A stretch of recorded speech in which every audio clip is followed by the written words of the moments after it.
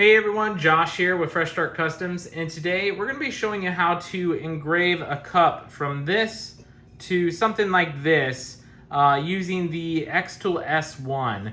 You've probably seen a previous video that had this engraving in it, and I'm going to replay this for you at the end of this video. So if you want to see that again and you missed that video, stick around to the end of this video. But today we're going to be engraving a whole new cup here. And we're going to go step by step on how to use the RA2 Pro on xTool's S1 machine today. Previously, I showed you guys how to assemble from the roller into the chuck. I left these two tabs on here just so I don't lose them, but usually you'll remove these when you remove the roller if you have a cup that's too large for the chuck and this gets in the way. But I like to leave mine on there so I don't lose them. That's the only reason why. If you need help assembling from the roller into the chuck, I have an entire video on that, so check that out. And I'll try and remember to put that in the description below. If you don't see it, just ask me down in the comments, and I'll link that below. With all that out of the way, what you're going to want to do is you're going to want to start with a cup here. We're going to start with this black cup, just like we had before. And you're going to measure all the way around the cup with a flexible measuring tape. And you're going to type in those measurements in your parameters, whether it's inches or millimeters. In my case, I'm going to be using inches. It's around 9.8 something inches all the way around. Then what you're going to do is you're going to put this into your rotary chuck here. We're using the chuck. If you had a round object, I would probably use the roller. Once you have it into your rotary attachment like this, into your chuck, you're going to use this chuck key. It has these little grooves. It's going to fit perfectly in this little circle here. And then you're going to ratchet this down by turning it right until it's tight. So we're going to turn it a little tight, but we don't want to bend the cup. And as you can see, it's got a nice smooth motion here. As you'll see later on in this video, I didn't have it tight originally as I was framing, so I went ahead and tightened that up later in the video. You'll see that here in just a moment. But you want to make sure that's nice and tight, so it smooths in place so it's not warped while it's engraving.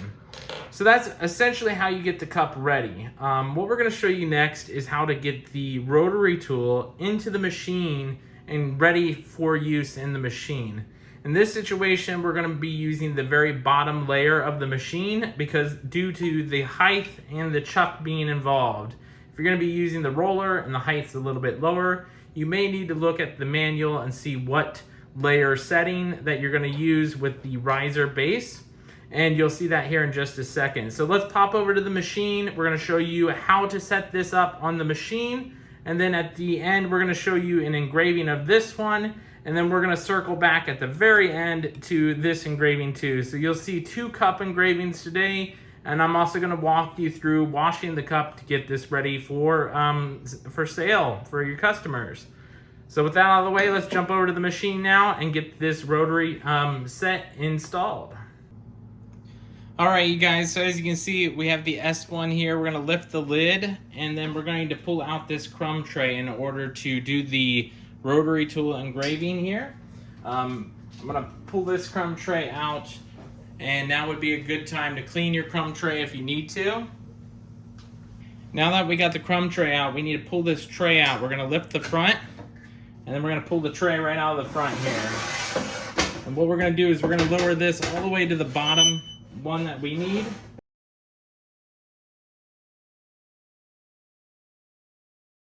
And as you can see, I now have that on the bottom, and I pulled it up to the front of this lip right here.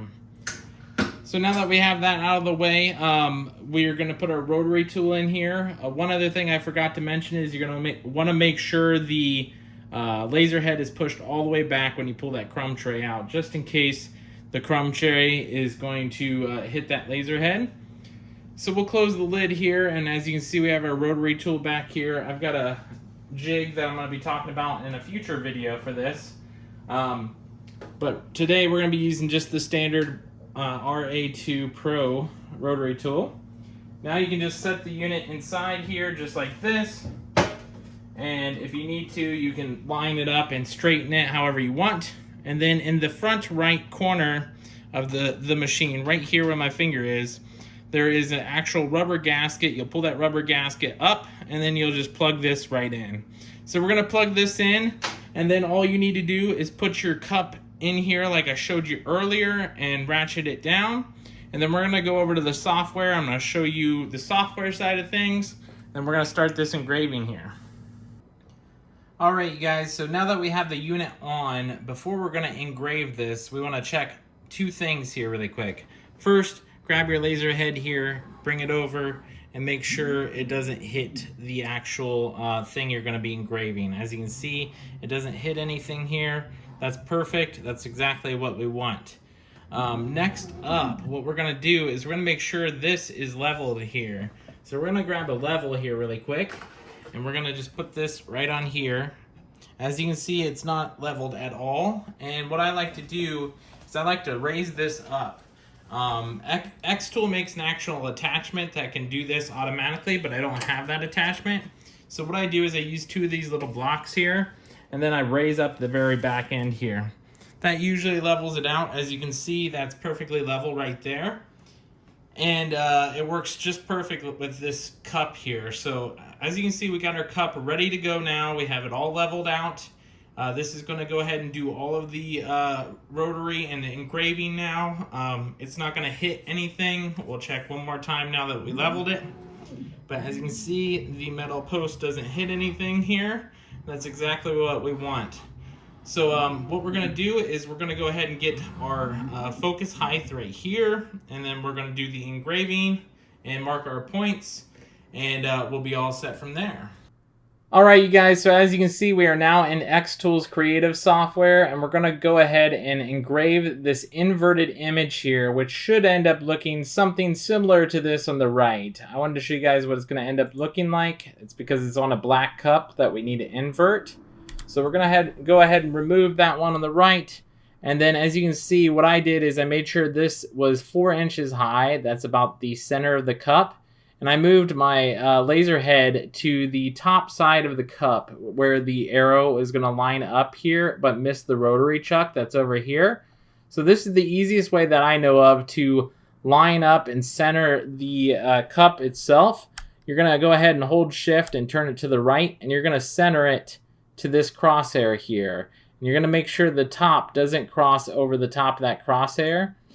So right there is right at the crosshair. I'm going to go ahead and back this down just a little bit, something like that, just so we make sure we don't hit our rotary chuck there.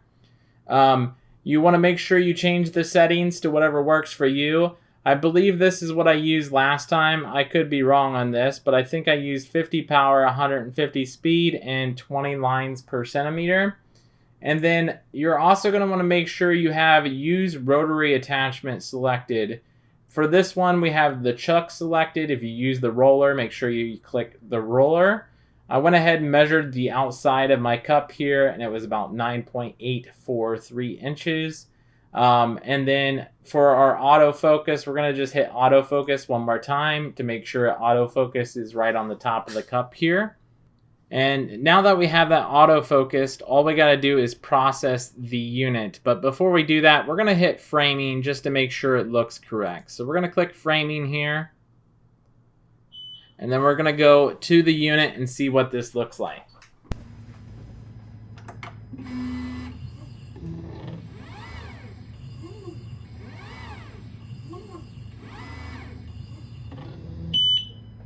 All right, now that we have framing done, we're going to go ahead and hit start on this, and we're going to see start engraving.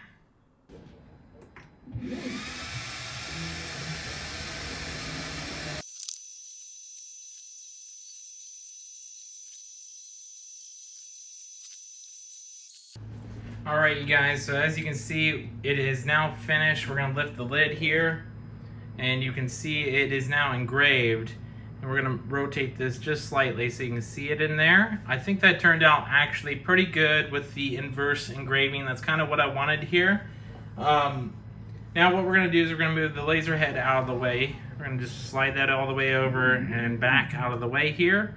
And then we're going to use our rotary chuck removal tool here. I'm going to back this up so you can zoom out a little bit and see better.